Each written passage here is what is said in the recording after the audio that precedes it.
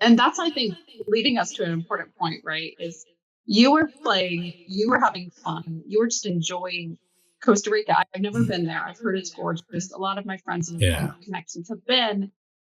How does relaxation and play and having fun and spending that really quality, beautiful time with your family impact your work? It's an interesting thing. One of my mentors used to tell me that the best thinking happens when you stare at a window. I'm like, what do you mean? Right? Kind of like I've always been fascinated with that concept and it always stays with me. Like just stare out of the window for 2 hours. I'm like, I can't do that. I need to work. Like just do that. There are moments in Costa Rica this time where that happened, where I'm just staring. I have no idea what I was thinking about. Nothing probably, but I know my You're mind in was your working. nothing box, you might say. I was in my nothing box. Correct. That's a technical term. We're gonna use that. So I think it's more, it calms you down. It relaxes you when you're not forcing yourself to think. Because I'm a type A, like most of us, where I like to control every single second of my life. And it's fine. I'm not saying it's good or bad, but to be in that moment where I didn't necessarily have a whole lot to think actively. I had my family, which was fine. I had sun, I had beach, I had pool, I had drinks. I had just everything that was needed to be there, right? And I kept coming back to the decision I made on December 2nd, 2022 of quitting my job, right? Where I cannot, and I was a consultant before. And then just before quitting, I was with Airbnb, but I can't remember any single vacation where I did not work. I just can't. There was a vacation, Brooke. I don't know if you've talked about it or not.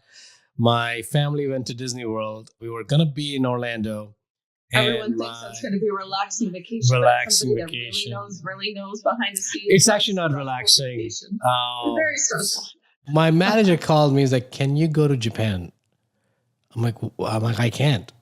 There's like, we need you for one meeting for 20 minutes. I'm like, I don't think it's a good idea because I'm going to be with someone. He's like, I really need you there. Is there anything you can do? I'm like, sure. So we landed on Monday. I spent literally 4 hours getting my family checked in. I hopped on the plane, went to Japan, finished a 20-minute meeting, came back to Orlando. I was already Friday. I'm like, this is not vacation, right? This is definitely not vacation. What we did this time was definitely vacation. That we're just hanging out, we're just kind of relaxing. And again, I asked my daughters the same question. What did you like about this trip? They're like, you were mostly there, right? You were there, you were playing with us in the pool, you were just hanging out, we were doing activities. We did zipline, which I was scared shit. I don't like heights at all, but I'm like, I can't tell my daughters to do something and pursue their dreams and fight their fears, but I'm going to start crying just because I have to jump on a zipline. I did it. It was amazing. Stuff like that. I think is more, these moments are necessary for you to reflect. Why do we do so much activity in our life? What's the point I of think all of it's so that? important to bring up too that most of us are doing this. In your case, you're doing this to leave a legacy for your family. And so many people that are listening want to do that too. But there's Yeah. this balance between, you know, leaving that legacy for your family. I was struggling to find the right word there. And honoring the time that you have with them in the here and the now. Because one thing I love Yeah. that you said is you were playing with your daughters. You weren't talking to them or, acknowledging their presence. You were literally playing. And Yeah. that play is going to bring out a whole different level of creativity, ingenuity, inspiration in you. Definitely. And I think me and my daughter, my older one, had one of the biggest fight ever, right? But a lot came out in that discussion. I had a lot more understanding of what I was doing, and but we never had that space for 2-3 hours, have a conversation. My younger one was funny. She's like, okay, honey, you're all good. We're all good. You're all right. Everyone is right. Just get along. I'm like, no. We got to have this conversation. Right, because it's going to keep cropping up in different Because ways. if you don't, it's not fixed. correct. And she felt like she had my full attention because otherwise I would say, I have a meeting in 10 minutes. We can talk about it. And then I have to move on, right? But this was, you just tell me exactly how you feel. I'll tell you how I feel. And then her mom got involved, my wife, and then my younger one got involved.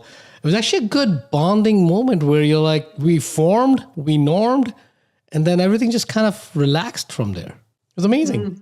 And that, when you take that weight off, right, of, oh my goodness, I need to be tethered to my cell phone. I have to be tethered to this person's Yeah. expectation. I know in my case, I'm so playful and I have so Right. many ideas that I never would have had. Does that translate to your industry and your businesses and the way that you're trying to move and grow? It does, right? Because I think we do capital raising and this education and all that good stuff that we've been doing on. It was a good time to really not have that pressure and rethink, why are we doing what we're doing for business? What was the reason why we started it? Because it's easy to start chasing deals, start chasing the next high, right? And whatever high. For me, the high is always, how many lives have I impacted, right? Or how much capital have we raised? Because that translates into how many students have we been able to sponsor. It's really, there was nothing going on. There was no pressure. I didn't have a podcast to record. I'd cleared up my calendar for next 2 weeks, saying, I know even when I come back, we're not going to be able to do podcasts because I want to maintain that mindset of less is more. But what does that mean? That does not mean you relax for 22 hours a day. That means that whatever you're saying yes to has to materially move the needle for whatever your motive was. It could be monetarily, it could be emotional, it could be an insecurity that you're trying to feed into, whatever it could be. For that, I think everyone has a different reason, but it has to move the needle. If it's not moving the needle, either you need to recalibrate your goal or you need to change what you're doing. I think this is what these mini vacations, I call them, because it's literally gone for a week. Mini vacations give you that time to reflect. I don't take them too often. I don't. I should, but I don't. That was the whole reason for me to quit my job. But I think I've gotten more busy in my business now than I was at my job. No surprise. So this trip was it was a recalibration trip for us, for as a family. Where do we want to live? What do we want to do next? What our goals are? What do we really, really, really want to do? My daughter has told me that she's going to help me make $35,000 in stock market this year. I don't do stocks at all. For those of you listening, you know me. I hate that. But since she's bringing it up, I'm like, you know what? This is a learning moment. We'll learn it together. I don't even know where $35,000 is coming from. No idea. I'm like, do you have a seed cap? Yeah, I have $109 in my pocket. I'm like, perfect. Let's do that. It's going to be fun. It's going to be fun.